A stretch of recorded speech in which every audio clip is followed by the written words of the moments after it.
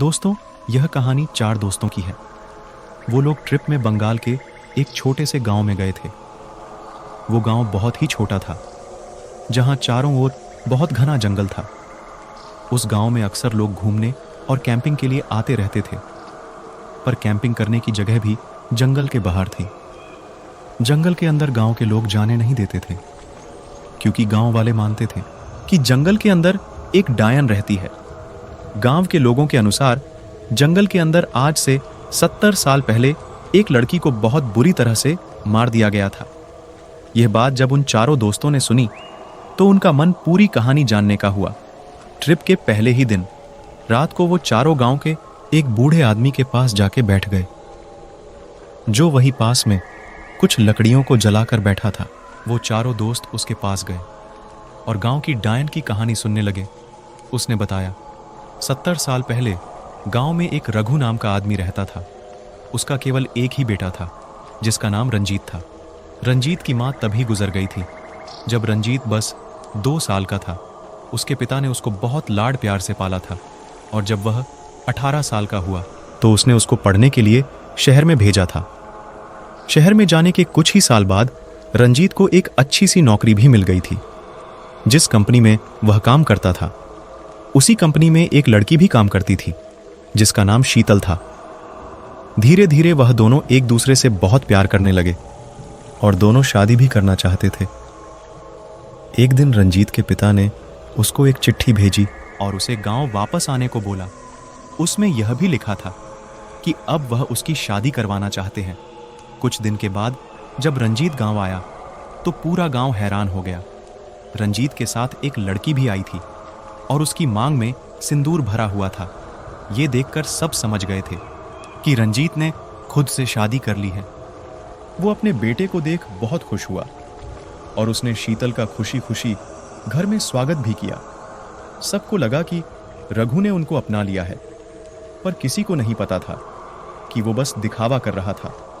और अगली सुबह ही जब गांव के लोग जंगल काम से जा रहे थे तो वहां उनको एक लाश दिखी, जो पेड़ से बंधी हुई थी और वो पूरी तरह से जल रखी थी। गांव में एक तूफान सा आ गया था कि यह लाश किसकी है। जब गांव के लोगों ने सभी गांव वालों को बुलाया तो पता चला कि शीतल घर में नहीं है। सबको समझ आ गया था कि यह शीतल की लाश है। यह बात जब रंजीत को पता चली तो वो बहुत रोया। पूरे गांव को पता था कि यह किसने किया है, पर क्योंकि रघु गांव का ही रहने वाला था, इसलिए किसी ने कुछ नहीं बोला। ना रंजीत कुछ कर पाया। और कुछ महीने बाद ही रंजीत गांव छोड़कर हमेशा के लिए चला गया। तब से वो शीतल एक डायन बन चुकी है और गांव वालों को बहुत परेशान भी करती है। उसके साथ सबने गलत किया, इसलिए अगर कोई गांव का जंगल में जाता है तो वो उसे मार देती है। यह कहानी सुनते ही उन्होंने अपनी कल रात की कैंपिंग को जंगल में करने का सोचा और अगले दिन शाम होते ही वो चारों जंगल के लिए निकल गए। उन्होंने अपना सारा कैंपिंग का सामान भी रखा था। जंगल में अंदर जाते ही एक सन्नाटा सा छा चुका था, क्योंकि जंगल में अब कोई भी नहीं आता था। वो लोग कैंपिंग के लिए एक जगह ढूंढ रहे थे और थोड़ी ही देर बाद उनको एक झील दिखी। उन्होंने उसी के साइड में कैंप लगाने का सोचा और उन्होंने अपना अपना टेंट लगाने के बाद वही बीच में आग जला दी। अब करीब रात के 8 बज चुके थे। वो लोग वहीं बैठकर रात का खाना बना रहे थे। रात को जंगल शांत नहीं था। बहुत सारे जानवरों की आवाज आ रही थी और ठंडी हवाएं चल रही थीं। चांद की पूरी रोशनी से सब कुछ एकदम साफ साफ दिख रहा था, पर फिर भी जंगल का अंधेरा बहुत गहरा था। उन चारों दोस्तों के नाम गौतम, ऋषभ, विकास, अक्षत थे। अक्षत और गौतम आग में खाना बना रहे थे और ऋषभ, विकास पास ही बैठे थे। वो सब गांव की डायन यानी कि शीतल की ही बात कर रहे थे और इसी बातों बातों में वो भूतों की बातें करने लगे। अक्षत इन सब कहानियों का बहुत मजाक बना रहा था और शीतल के बारे में सुनकर तो वो उसी पर शक कर रहा था। उसका बोलना था कि शीतल पक्का किसी और के साथ भाग गई होगी, और ये कहते हुए वो बहुत हंस रहा था। उसके बाकी दोस्त उसकी इस बात से सहमत नहीं थे। खाना खाने के बाद वो सभी दोस्त बाहर बहुत देर तक बैठे थे वो कभी बातें करते, कभी गाना गाते, कभी पिक्चर लेते और कभी कुछ करते। रात के 12 बज चुके थे और अब वो अपने अपने टेंट में सोने के लिए जा चुके थे। उन्होंने जो आग लगाई हुई थी वो भी अब बुझने को आई थी। अक्षत अपने टेंट में लेटा था। उसके टेंट में एक खिड़की थी जिससे चांद की रोशनी साफ साफ उसके टेंट में आ रही थी और वो बाहर छात को ही देख रहा था कि तभी उसको चलने की आवाज सुनाई दी। उसने ध्यान से देखा तो दूर एक परछाई जा रही थी। वह परछाई बहुत बड़ी थी। उसने अपनी टेंट की चेन खोली और दरवाजे से सिर्फ अपना सिर बाहर निकाला। बाहर एकदम अंधेरा था। उसने अपने सभी दोस्तों को आवाज मारी पर किसी ने कोई जवाब नहीं दिया। वो टेंट से बाहर निकला और हल्की सुलगती आग के सामने बैठ गया। वो झील के उस पार जंगल को देख रहा था।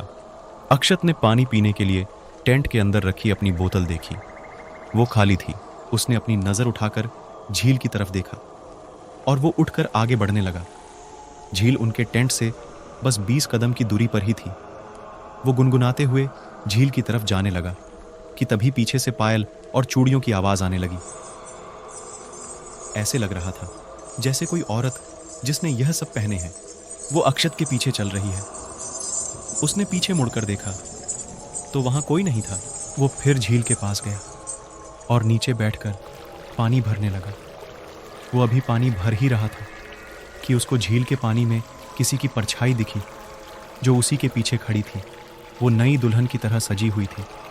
अक्षत पानी में उसको साफ साफ देख पा रहा था और देखते ही देखते उसका शरीर बदल के एक जली हुई लाश जैसा हो गया।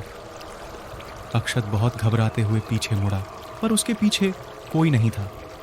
फिर वो वापस टेंट की तरफ जाने लगा कि तभी किसी की चिल्लाने की आवाज आने लगी। वह वहीं रुक गया और मन ही मन सोचने लगा कि गांव वालों के अनुसार तो अब कोई जंगल में आता भी नहीं है, तो ये आवाज किसकी है? पर शायद किसी को उसकी जरूरत हो। यह सोचकर वो आवाज की तरफ जाने लगा। आवाज का पीछा करते करते वो एक जगह पहुंचा। उसके ठीक सामने पेड़ में एक लड़की बंधी हुई थी। वो बहुत तेज चिल्ला रही थी। अक्षत उसकी तरफ डरते हुए अपने कदम आगे बढ़ा रहा था कि अचानक उसका चिल्लाना एक डरावनी हंसी में बदल गया और फिर से उसका शरीर एक जले हुए शरीर जैसा हो गया। अक्षत मानना तो नहीं चाहता था पर उसको समझ आ गया था कि उसके साथ कुछ गलत हो रहा है। वो भागते हुए टेंट में गया और अपने सारे दोस्तों को उठाकर उन्हें सब बताया। वो लोग उसी टाइम जंगल छोड़कर भागने लगे। उनकी सांस बहुत तेज चल रही थी और वो बस भाग रहे थे। अक्षत सबसे आगे था, बाकी तीनों उससे थोड़ा ही पीछे थे। गौतम भागते हुए ही बोला, यह पक्का शीतल ही होगी। अक्षत, तुमको उसका मजाक नहीं बनाना चाहिए था। अब वो हमको मार देगी। अक्षत जो सबसे आगे था वो वहीं से चिल्लाते हुए बोला, ओ शट अप गौतम, अभी बस यहां से बाहर निकलो। कि तभी वही लड़की उनके सामने आ गई। वो बिना कुछ सोचे पीछे मुड़कर फिर भागना स्टार्ट हो गए। अब अक्षत जो पहले सबसे आगे था वो सबसे पीछे हो चुका था। वो सब अब थक गए थे। उनके भागने की स्पीड भी कम हो गई थी कि तभी अक्षत के पैर में एक पेड़ की जड़ें फंस गई और वो नीचे गिर गया। उसने अपने दोस्तों को आवाज मारी पर जंगल के शोर में वो कुछ सुन नहीं पाए। वो लोग भागते हुए फिर से टेंट के पास ही पहुंच चुके थे। अब उनमें इतनी हिम्मत नहीं थी कि वो और भाग पाए, इसलिए वो गहरी सांस लेते हुए बोलने लगे, रात हम जंगल से बाहर नहीं निकल पाएंगे। अभी सब एक ही टेंट में बैठ जाते हैं, कल सुबह बाहर जाएंगे। कि तभी ऋषभ ने पीछे देखा तो उसको वहां अक्षत नहीं दिखा। वो सब तेज तेज उसका नाम लेने लगे पर उसकी कोई आवाज नहीं आई। उल्टा जंगली जानवरों की आवाज आना शुरू हो गई।